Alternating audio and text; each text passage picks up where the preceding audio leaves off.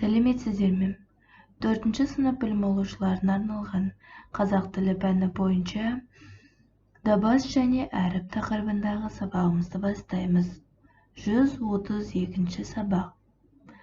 Бүгінгі оқу мақсатымыз тыңдаған материал бойынша негізгі тұсын белгілеп алу және солардың негізінде мәтіннің мазмұнын айту. Дескрипторы тыңдаған мәтіннің негізгі тұстарын белгілеп алып, мазмұнын айтамыз.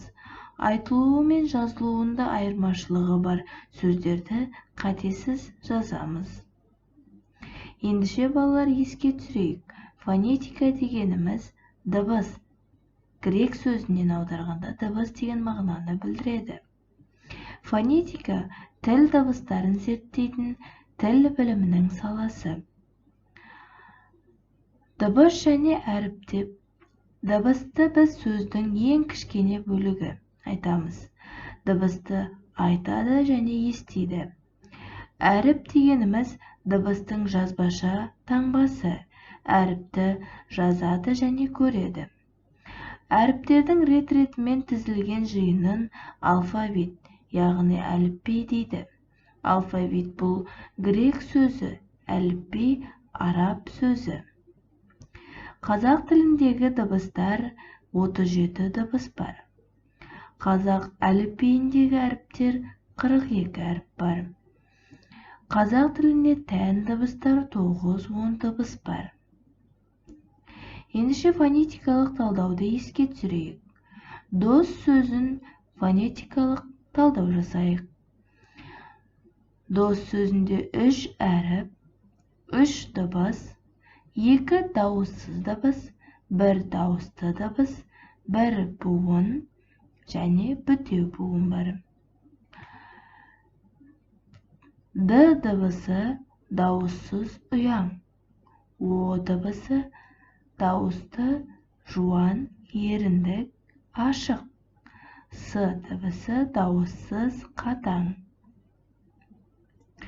Ендеше балалар, оқулығымыздың 129 бетіндегі 63-ші жаттығуға назар аударыңдар. Мәтінді тыңда. Бала бидің білгірлігі. Бала би қартайған шағында елінің игі жақсыларымен кеңесіп отырып, жерден ауыр не, судан терең не, оттан ыстық не, көктен биік не деп сұраған екен. Бұған ешкім ауыз тұшарлықтай жауап бере алмапты. Сонда бала бидің сөзі өзі былай деген екен. Жерден ауыр дегенім ақыл мен білім, судан терең дегенім оқу мен ғылым, оттан ыстық дегенім адамның өмірі, көктен биік дегенім тәкаппардың көңілі деген екен. Шешендік шиырлары кітабынан. Тыңдаған мәтіннің негізгі тұстарын белгілеп ал, соған сүйеніп мазмұнын айт. Бала бидің сұрағына қалай жауап берер едің? Дәлел келтіріп, өз ойыңды айтып көр. Сөйлеуіңде менің ойымша, меніңше сөздерін қолдан. Оқулығымыздың 130-ші бетіндегі 64-ші жаттығуға назар аударыңдар. Дерек көздерді пайдаланып, сұрақтарға жауап жаз. Шешендік өнер деген не? Кімдерді би шешен дейміз? Би шешендер тапқырлықпен айтады, көркем тілмен жеткізеді дегенді қалай түсінесің? Сөйлеуші мәдениетіне не жатуы мүмкін?